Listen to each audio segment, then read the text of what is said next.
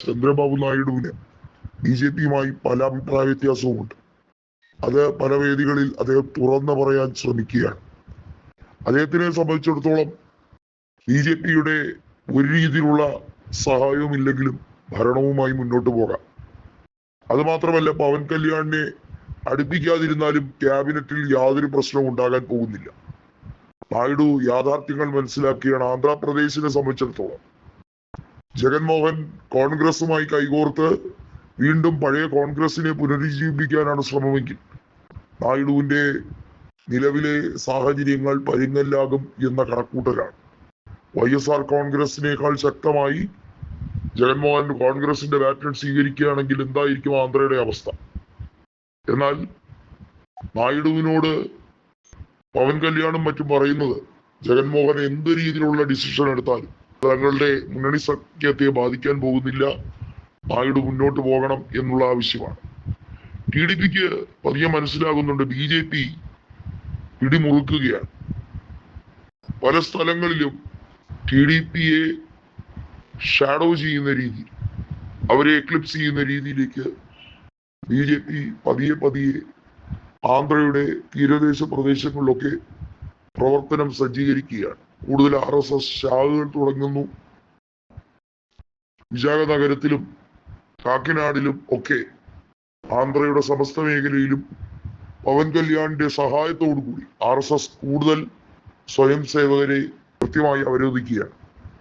ഇതിൽ മനസ്സിലാക്കേണ്ടത് നിരവധിയായിട്ടുള്ള ക്ഷേത്രങ്ങളിൽ RSSന്റെ വോളണ്ടിയർമാരെ, വലിയ രീതിയിൽ മഹിളകളെ റിക്രൂട്ട് ചെയ്യുന്ന രീതിയിലുള്ള സംവിധാനങ്ങൾ ഇപ്പോൾ സ്വീകരിച്ചു വരികയാണ്. അത് ബി.ജെ.പി പടിപടിയായി ആന്ധ്രയിൽ, അതായത് ദക്ഷിണേന്ത്യയിൽ പിടിമുറുക്കാൻ വേണ്ടിയുള്ള ശ്രമമാണ്. TDPയുമായിട്ടുള്ള ശ്രമമാണ്. നമുക്കറിയാം, TDPയും ഐക്യജനതാദളും ചേർന്നാണ് വാസ്തവത്തിൽ മൂന്നാമതും മോദിയെ ഭരണത്തിൽ എത്തിച്ചത്. ഇപ്പോ മോദി നെഹ്റുവിനെ പോലും മറികടന്ന് longest elected serving prime minister, അതായത് തെരഞ്ഞെടുപ്പിനെ ഫേസ് ചെയ്ത് തെരഞ്ഞെടുപ്പിലൂടെ തുടർച്ചയായി 4399 ദിവസം പൂർത്തീകരിച്ച് നെഹ്റുവിന്റെ ടാലി മറികടന്നിരിക്കുന്നു. നെഹ്റു ആദ്യമായി പ്രധാനമന്ത്രിയാകുന്നത് 1947-ലാണ്. പക്ഷേ ഇന്ത്യയിലെ പൊതു തെരഞ്ഞെടുപ്പ് നടന്നത് നമുക്കറിയാം ആദ്യമായി 51-52 സമയത്താണ്. അതുമുതൽ